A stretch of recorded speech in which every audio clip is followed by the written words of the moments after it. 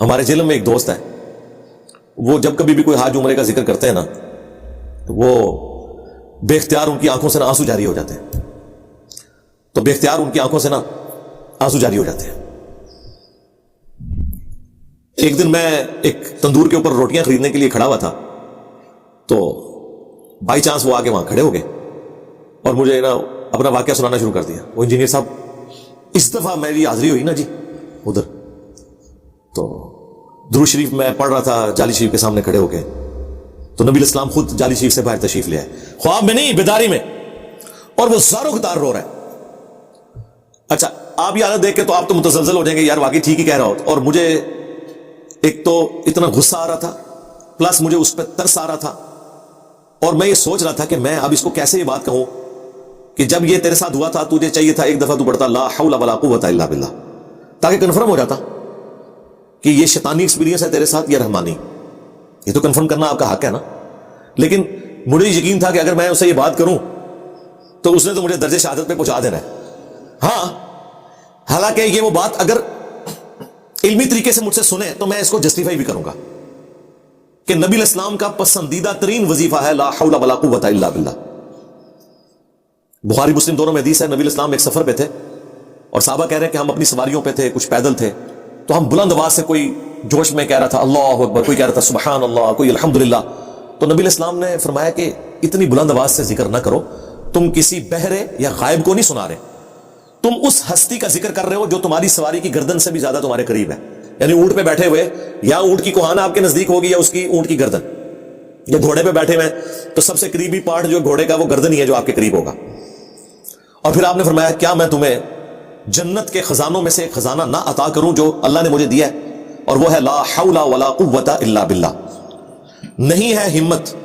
نیکیاں کرنے کی اور نہ قوت ہے گناہوں سے بچنے کی مگر اللہ کی توفیق سے۔ یہ ہم اس کا اس طرح ہی ترجمہ کرتے ہیں کیونکہ عربی میں اس طرح مختصر بات ہوتی ہے نا، ویسے تو لفظی ترجمہ ہے لا حول ولا قوت الا باللہ، نہ کوئی ہمت ہے نہ کوئی قوت ہے مگر اس کی طرف سے۔ تو یہ ہمت اور قوت کس اعتبار سے؟ نیکیاں کرنے کی یا گناہوں سے بچنے کی، دو ہی چیزیں ہیں نا، زیرو وانی ہے۔ تو نبی الاسلام نے یہ وظیفہ دیا، اس لیے ہم نے اپنے بلو کارڈ کے اندر اس وظیفے کو ڈالا ہوا ہے صبح شام کے اذکار میں، لا حول ولا قوت الا باللہ۔ اسماء اعظم میں سے نبی الاسلام جب کوئی وظیفہ تعلیم کریں اور کہیں فخریہ کہ مجھے میرے رب نے جنت کے خزانوں میں سے خزانہ دیا ہے، اس نبی کے سامنے اگر میں اس خزانے کا ذکر کروں اور حضور کو یہ بات یاد دلاؤں کہ آپ کے سامنے لوگ سبحان اللہ، الحمدللہ، اللہ اکبر، جو خود بہت بڑے وظیفے ہیں،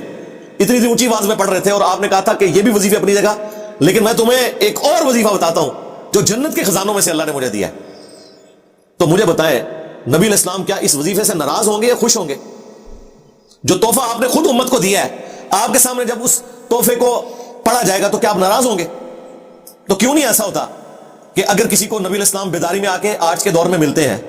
یا کوئی حضرت صاحب یا کوئی بزرگان دین فوت شدہ قبر سے نکل کے ملتے ہیں، تو چلے تھوڑی تمہید بنا لیں کہ حضرت 2 منٹ رکیں، یہ بخاری اور مسلم میں حدیث ہے، بلو کارڈ پہ انجینئر صاحب نے لکھ کے دی ہے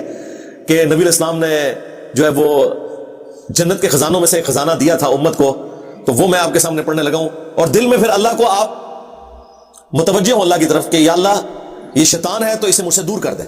اور پھر آپ پڑھیں لا حول ولا قوت الا باللہ، تو او دیکھو کیا ہے تھوڑا بابا،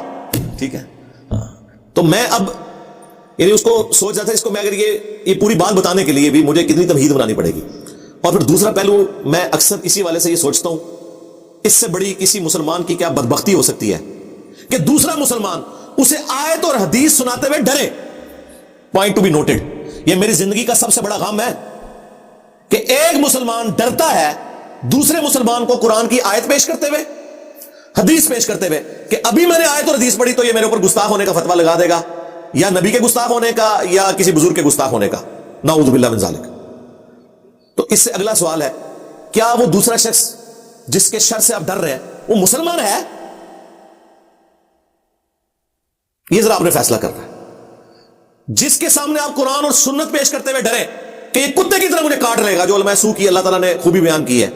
انورٹڈ کامز میں، تو وہ مسلمان تو کوئی نہیں ہے۔ ہاں، پاکستان کے شناختی کارڈ میں مسلمان ہے۔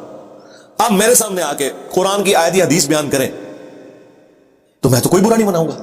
مجھے تو بڑی خوشی ہوتی ہے جب کوئی مجھے کوٹ کرتا ہے کہ سر یہ آیت میں ہی لکھا ہوا ہے، اور اگر وہ صحیح بات کوٹ کر رہا ہوتا ہے تو مجھے خوشی ہوتی ہے، اور اگر وہ اس آیت کو آؤٹ آف کانٹیکسٹ سمجھا ہوتا ہے تو بھی مجھے خوشی ہوتی ہے کہ میں اب اس کو اس کا صحیح فارم بتاؤں گا کہ یہ آیت پیچھے سے پڑھو، یہ اس کانٹیکسٹ میں یہ بات ہوئی تھی، اور خود فیصلہ کرو کہ تمہارے مولوی نے تمہیں دھوکہ دیا کہ نہیں دیا۔